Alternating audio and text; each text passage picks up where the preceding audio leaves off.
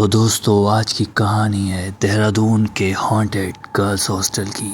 देहरादून के बीचों बीच एक पुराना गर्ल्स हॉस्टल था जिसका नाम था हिल क्रेस्ट गर्ल्स हॉस्टल। ये बाहर से देखने पर बिल्कुल सामान्य था, लेकिन रात के बाद उस हॉस्टल की तीसरी मंजिल पर कोई नहीं जाता था, क्योंकि वहाँ रूम नंबर 307 पिछले 12 सालों से बंद था। लोग कहते हैं उस कमरे में रहने वाली लड़की ने आधी रात को फांसी लगा ली थी, लेकिन मरने से पहले उसने हॉस्टल वार्डन से सिर्फ एक बात कही थी, मैं मरने के बाद भी ये कमरा नहीं छोड़ूंगी। उसके बाद जो भी लड़की उस कमरे में रहने आई या तो वो पागल हो गई या फिर गायब। कॉलेज के नए सेशन में एक लड़की रहने आई जो कि दिल्ली से थी, जिसका नाम था रिया। उसे भूत प्रेत जैसी चीजों पर बिल्कुल भरोसा ही नहीं था। जब उसे वो रूम मिला उसने देखा 307। बाकी लड़कियां अचानक चुप हो गई। एक लड़की धीरे से बोली, रूम बदलवा लो। रिया हंस पड़ी, भूत से डरते हो क्या? कोई जवाब नहीं आया, सिर्फ सबकी आंखों में डर था। पहली रात बारिश हो रही थी, रिया कमरे में अकेली थी।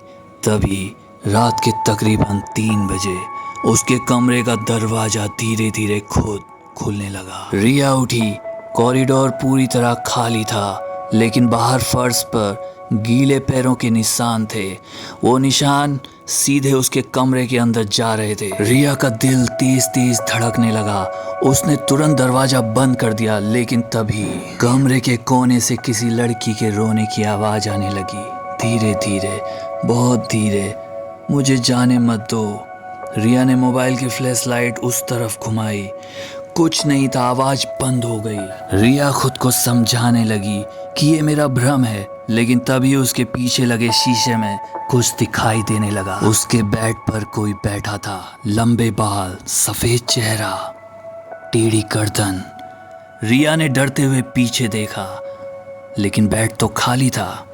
लेकिन शीशे में वो लड़की अभी भी बैठी थी और धीरे धीरे मुस्कुरा रही थी। अचानक कमरे की लाइट चली गई, पूरा कमरा अंधेरे में डूब गया और फिर किसी ने रिया के कान में फुसफुसाया, तू मेरे कमरे में क्यों आई है?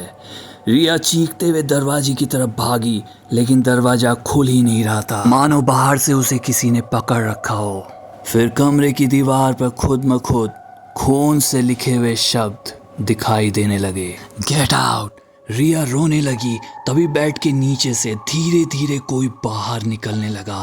पहले हाथ, फिर बालों से भरा सिर और फिर पूरा शरीर। वो वही लड़की थी, लेकिन उसका चेहरा आधा जला हुआ था और आंखें पूरी तरह सफेद थी। वो लड़की उल्टे हाथ पैरों से रेंगते हुए रिया की तरफ आने लगी। टक टक टक, उसकी हड्डियों के टूटने की आवाज पूरे कमरे में गूंज रही थी। रिया दीवार से चिपक गई डरते हुए। तभी वो लड़की उसके बिल्कुल सामने आकर रुक गई। फिर उसने अपना बड़ा सा मुंह खोला, इतना बड़ा कि इंसान का मुंह कभी खुल ही नहीं सकता था, और उसके अंदर सिर्फ अंधेरा।